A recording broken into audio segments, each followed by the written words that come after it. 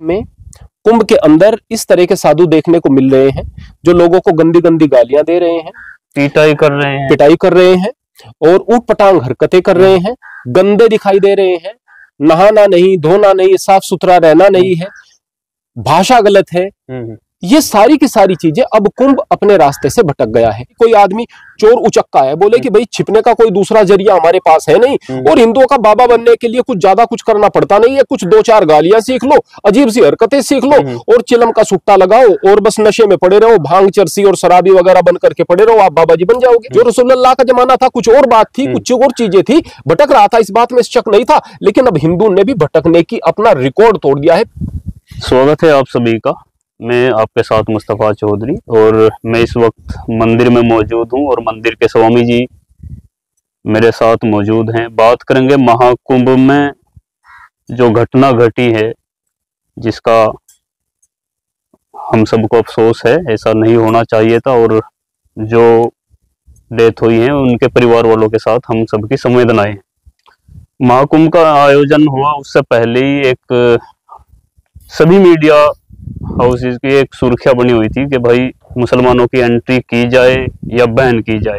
बहुत से लोगों की इच्छाएं थी कि मुस्लिमों की एंट्री बैन की जाए और शायद मुस्लिमों ने दूरियां खुद ही महाकुंभ से बना करके मुस्लिम चले। इस बीच महाकुंभ के दौरान एक घटना घटती है, भगदड़ होती है और उसमें बहुत सारे लोग मारे जाते हैं, अव्यवस्थाएं फैलती हैं और इस बीच प्रयागराज के जो मुस्लिम महल्ले हैं, मस्जिदें हैं, मदरसे हैं, उनकी इबादत गाहें हैं, उन्होंने हिंदुओं के लिए वो तमाम चीजें खोल दी और उनकी सेवाएं की। इसी से संबंधित हम गुरुजी से बात करेंगे। गुरुजी आपका पहले तो बहुत बहुत स्वागत है।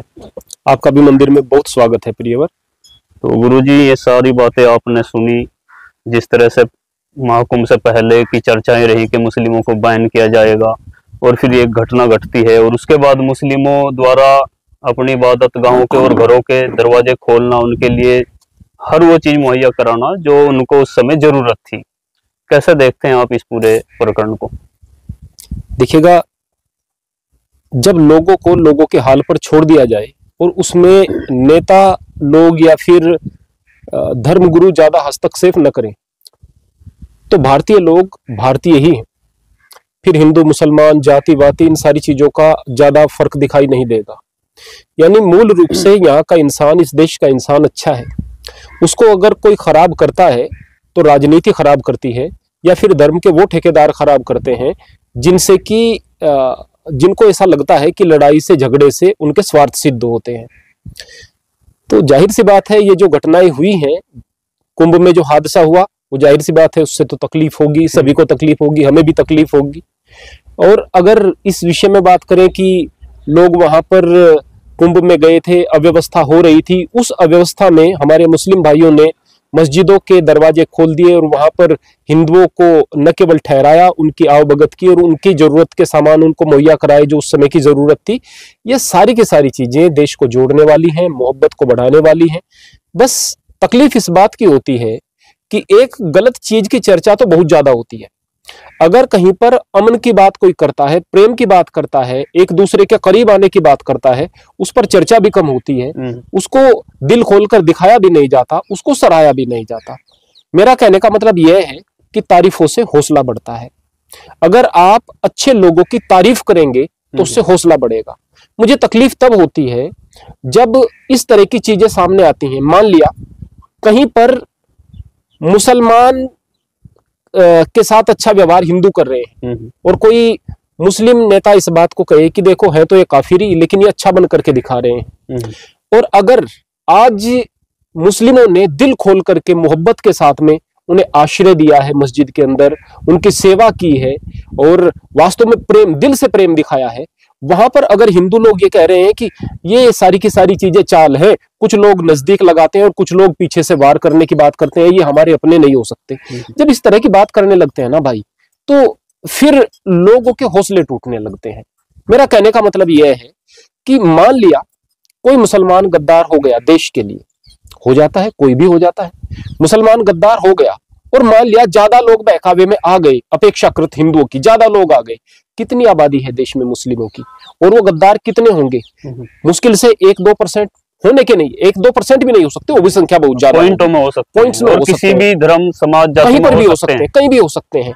अगर उनको लेकर के आप सभी मुस्लिमों से देशभक्ति का प्रमाण पत्र मांगेंगे तो कितना बुरा लगेगा। मेरा कहने का मतलब यह है कि जब तक हम इस बात को नहीं समझेंगे ना, तब तक आप ये समझिएगा कि आप अमन के दुश्मन हैं, आप देश के अंदर शांति चाहते नहीं। देश चलेगा केवल अमन से, देश चलेगा केवल प्रेम से, देश चलेगा केवल सौहार्द से।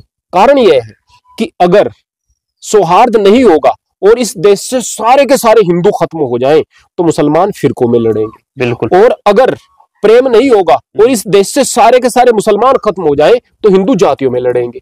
यानी लड़ाई रहेगी ही रहेगी। केवल एकमात्र है एक इंसान की फितरत है, इंसान की एकमात्र तरीका प्रेम है, मोहब्बत है। और जो ये लोग पता नहीं कौन कौन से इतिहास निकाल करके और फिर उसको सामने रख करके और नफरतों को बढ़ाने की बात करते हैं ना, ये सारी की सारी चीजें बहुत गड़बड़ हैं, देश के लिए, समाज के लिए बहुत ज्यादा बुरी है। गुरुजी, एक धार्मिक आयोजन है महाकुंभ, हिंदू समाज की आस्थाएं हैं, और मैं भी उनकी आस्था की कदर करता हूँ, बहुत से लोग कदर करते हैं।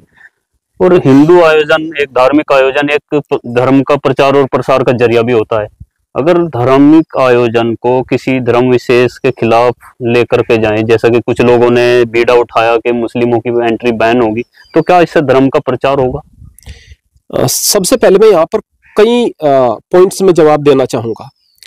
मैं आपको बता दूं कि हिंदू धर्म का प्रचार कभी नहीं करता।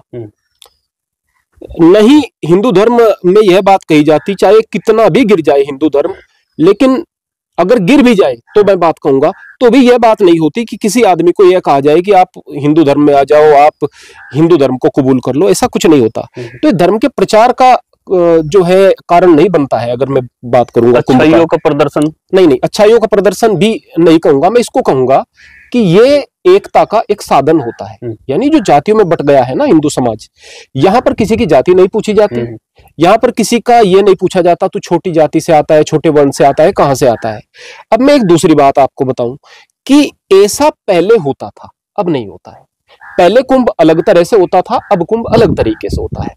पहले कुंभ में बड़े अच्छे साधु संत जाते थे और वहां पर सभी लोग श्रद्धा के साथ स्नान इत्यादि करते थे, साधुओं से कुछ लोग दीक्षा लेते थे और कुंभ का आयोजन हो जाता था। आज की तारीख में कुंभ के अंदर इस तरह के साधु देखने को मिल रहे हैं जो लोगों को गंदी गंदी गालियां दे रहे हैं, पिटाई कर रहे हैं और ऊट पटांग हरकतें कर रहे हैं, गंदे दिखाई दे रहे हैं, नहाना नहीं, धोना नहीं, साफ सुथरा रहना नहीं है, भाषा गलत है। ये सारी की सारी चीजें, अब कुंभ अपने रास्ते से भटक गया है, एक बात। दूसरी बात, जब ये माहौल बन गया है कि यहां पर मीडिया वाले लोग जाएंगे और जाकर के ऐसे साधुओं को दिखाएंगे, किन साधुओं को? जो गंदे हैं, जिनकी भाषा खराब है, जिनके कार्यकलाप अजीब है कि ये बंदा नंगा बैठा हुआ है, इसने अपने लिंग पर इतना सारा वजन टांगा हुआ है। ये क्या बात हुई भाई? इसने अपना हाथ ऊपर क्या हुआ? और दूसरे मजहब के इनको देख करके यही हिंदू धर्म समझ लेते हैं, ये हिंदू धर्म समझ लेते हैं। तो इन चीजों को वो लोग दिखाते हैं। अच्छा, क्यों दिखाते हैं? सवाल इस बात का कि क्यों दिखाते हैं।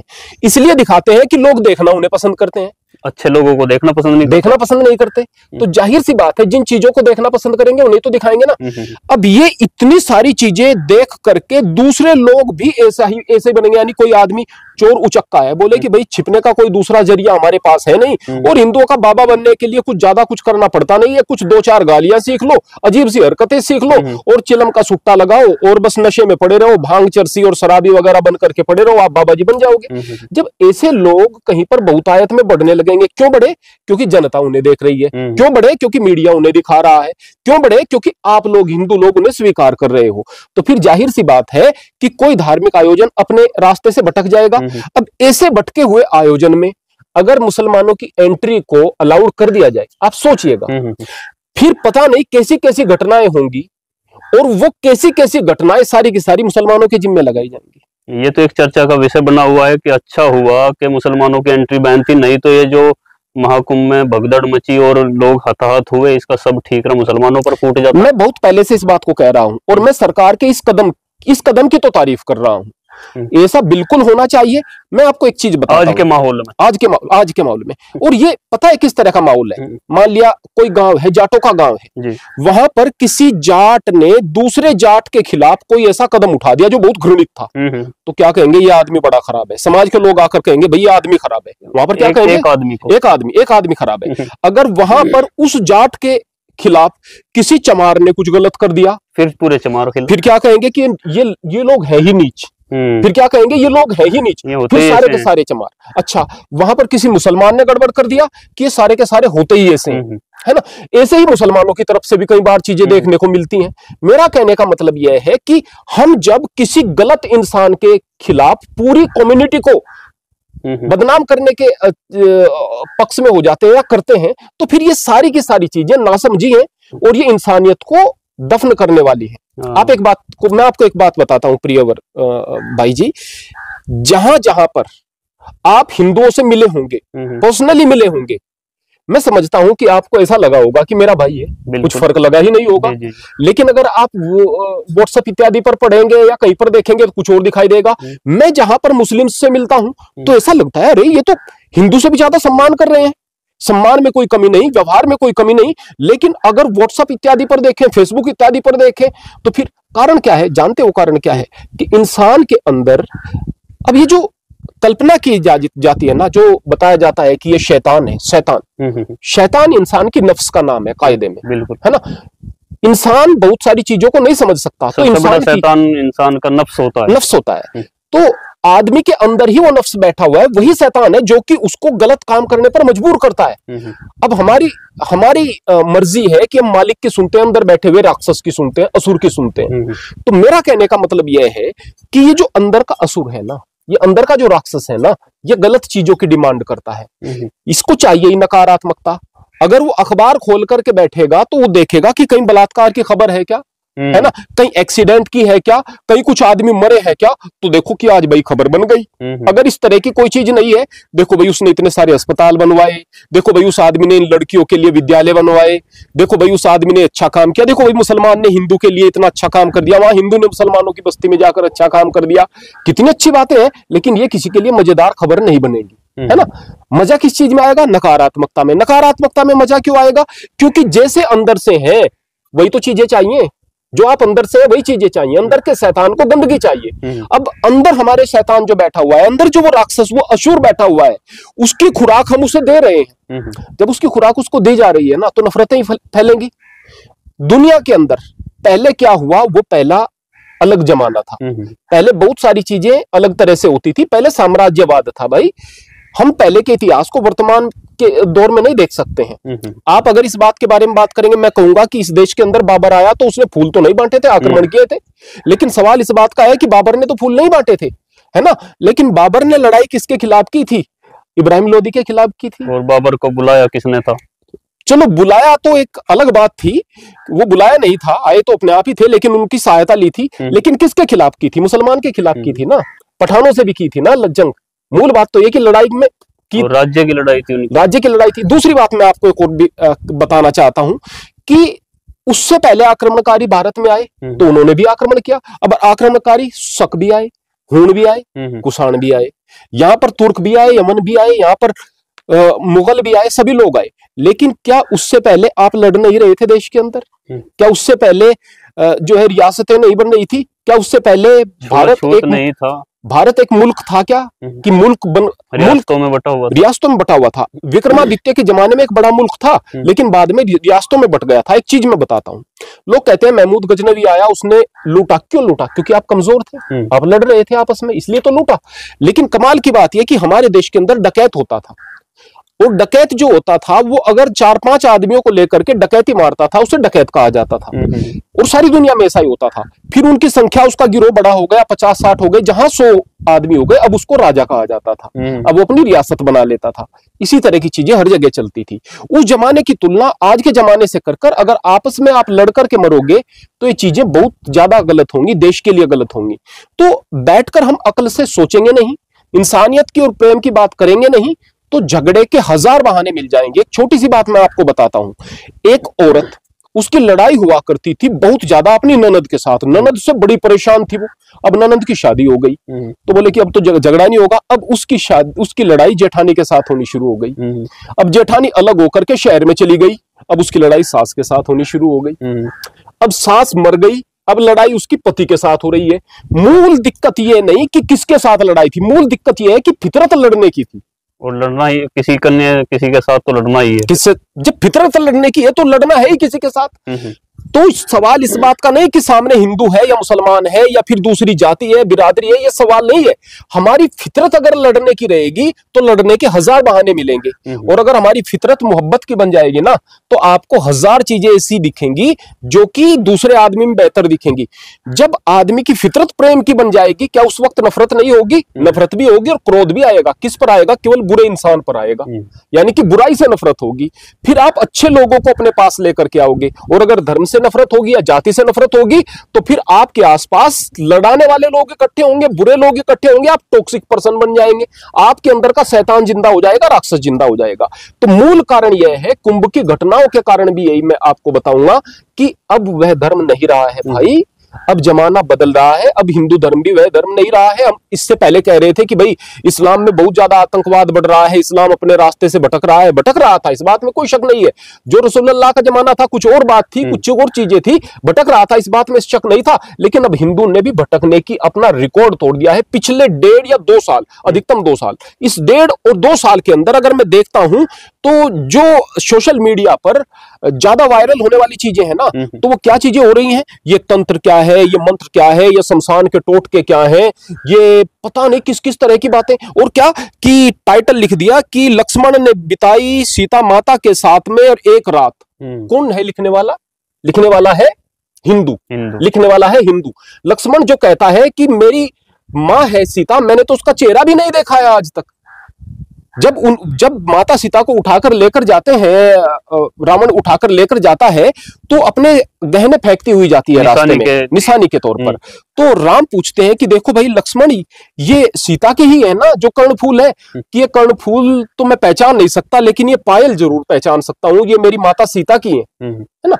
मैंने तो माता सीता के चरण ही देखे आज तक, चेहरा तो मैंने देखा ही नहीं है माता सीता का आज तक।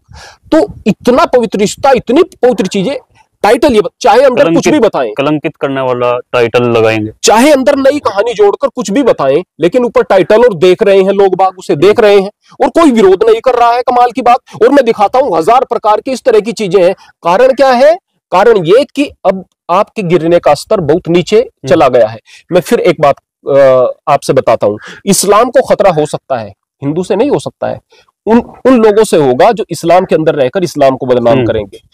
हिंदुत्व को खतरा हो सकता है, मुसलमान से या दूसरे किसी से नहीं हो सकता। जो हिंदुत्व में रहकर हिंदुत्व को बदनाम करेंगे उनसे खतरा हो सकता है। अगर आदमी अपने अपने स्थान पर जहां पर भी रहे वो मालिक से जुड़ेगा ना, तो वास्तव में बहुत गहराई में जाकर वो इस बात को पाएगा कि हम सब, पूरी दुनिया का मालिक एक ही है, खालिक एक ही है, रक्षक एक है, संचालक एक ही है। वो इस बात को समझ जाएगा, वो इस बात को समझ जाएगा। एको ब्रह्म द्वितीयो नास्ति, ब्रह्म तो एक है, दो है ही नहीं। जब वो दो नहीं है तो वो न मेरा है, न तेरा है, न किसी का है, वो हम सब का है। और जब ये बात आ जाएगी ना कि हम सब का है, तो पता चलेगा कि हम सब भाई हैं, है ना। लेकिन कमाल की बात यह है कि इतने बड़े बड़े विद्वान, अगर मैं बात करूं, उस कुंभ के अंदर अवधेशानंद गिरी जी महाराज थे, कैलासानंद जी थे, और बड़े बड़े इतने बड़े विद्वान वहां पर मौजूद थे कि भारतीय दर्शन के शास्त्रों की इतना तगड़ा ज्ञान कि आदमी सोच करके एक बार ये सोचेगा, अगर आदमी बड़ा विद्वान भी कोई सामने बैठेगा विदेश का आकर के, एक आदमी इतनी सारी चीजों को याद कैसे कर सकता है, इतना कंठस्थ कैसे कर सकता है, इतने सारे शास्त्रों का ज्ञाता कैसे हो सकता है, इतना अच्छा उपदेश कैसे कर सकता है। लेकिन कमाल की बात, उसको सुनना नहीं, उसको जानना नहीं। सुनना किसको है? पाखंडियों को है, गंदे लोगों को है, या फिर नफरती लोगों को है, जो कि आपको आपस में बांटेंगे, नफरतें फैलाएंगे। और दबाना किस खबरों को है? जब एक मुसलमान यहाँ पर हिंदुओं की रक्षा कर रहा है या उनकी सेवा कर रहा है, उनमें प्रेम बांट रहा है, उसको दबाना है या दबाना नहीं है, तो फिर उसको गलत चश्मे से दिखाने का प्रयास करना है। जब भी मोहब्बत की बात हो ना भाई, तो बहुत उसको दिल खोल करके दिखाओ और उसका प्रचार करो और उसकी सराहना करो, तारीफों से हौसले बढ़ते हैं। तो एक लास्ट सवाल गुरुजी, कुंभ में हुई भगदड़, ये आरोप प्रत्यारोप, पक्ष और विपक्ष चल रहे हैं, तो आप इसके पीछे की वजह किसको दोष देना चाहेंगे या क्या कारण रहा, इस पर आपका क्या? मैं ये कहूंगा कि दरअसल क्या होता है कि बड़ा आसान होता है किसी भी चीज के लिए सरकार पर ठेकरा फोड़ देना। आज की तारीख में वैसे तो मैं पॉलिटिकल बयान से बचता हूं, लेकिन फिर भी आपने सवाल पूछा है तो मैं इसका थोड़ा सा उत्तर इस प्रकार से दूंगा कि आज की तारीख में यदि कोई व्यक्ति यह कहे कि कुंभ में कम पैसा लगा है, कुंभ में व्यवस्था कम हुई है, तो वो तो मंदबुद्धि व्यक्ति है। हिंदू त्योहारों में या फिर हिंदू कल्चर के बढ़ावे में सरकार कोई किसी प्रकार की कोर कसर नहीं रख रही है। लेकिन फिर भी मैं आपको एक चीज बताता हूं, यदि आप मंशा तो बहुत अच्छी रख रहे हैं लेकिन बारीकी से कुछ चीजों को नहीं देख रहे तो चीजें गड़बड़ होंगी। इसके पीछे जो सबसे बड़ी दिक्कत की बात रही है वो रही है वीआईपी कल्चर, है ना। अब एक बात है, आप अगर परमात्मा के लिए जा रहे हैं, आप धर्म के लिए जा रहे हैं, तो वहां तो राजा और रंक एक जैसा होना चाहिए ना भाई। वहां तो अमीर और गरीब एक जैसा होना चाहिए ना भाई। वहां ऐसा थोड़े है कि ये वीआईपी हो गया और ये गाड़ी समेत जाएगा, लाओ लश्कर के समेत जाएगा, इसका रास्ता खुला छोड़ दिया जाएगा और दूसरी तरफ बहुत ज्यादा भीड़ हो जाएगी। तो पहले स्थान पर है वीआईपी कल्चर, दूसरे स्थान पर क्या है? दूसरे स्थान पर जो है वो है अंधविश्वास, है ना। अब भाई कुंभ जो है उस शुरुआत से लेकर और जब तक कुंभ चल रहा है तब तक आप प्रतिदिन वहां पर जाते रहें। आप अगर ये सोचेंगे कि इस दिन विशेष में आपको लाभ मिलेगा स्नान करने से, यह भी गड़बड़ है। एक दिन में नहीं जाना है, आप इस बात को भूल जाइएगा। मैं तो हमेशा एक बात कहता हूं कि हम सब यदि अपने धर्म के अंदर कोई अंधविश्वास आ गया है, जिसको धर्म नहीं कहता है, आ गया है, उसको हटाने का प्रयास करें। आज ये बहुत सारे विवाह हो रहे हैं और ये एक साथ मुहूर्त सूझ रहे हैं, तो दिक्कतें हैं ना। एक साथ बहुत सारी चिट्ठियां लोगों के पास आ जाएंगी, कहां से कहां तक जाएगा, न खाने पीने की व्यवस्था सही होगी, हजार प्रकार की दिक्कतें, महंगाई बढ़ेगी।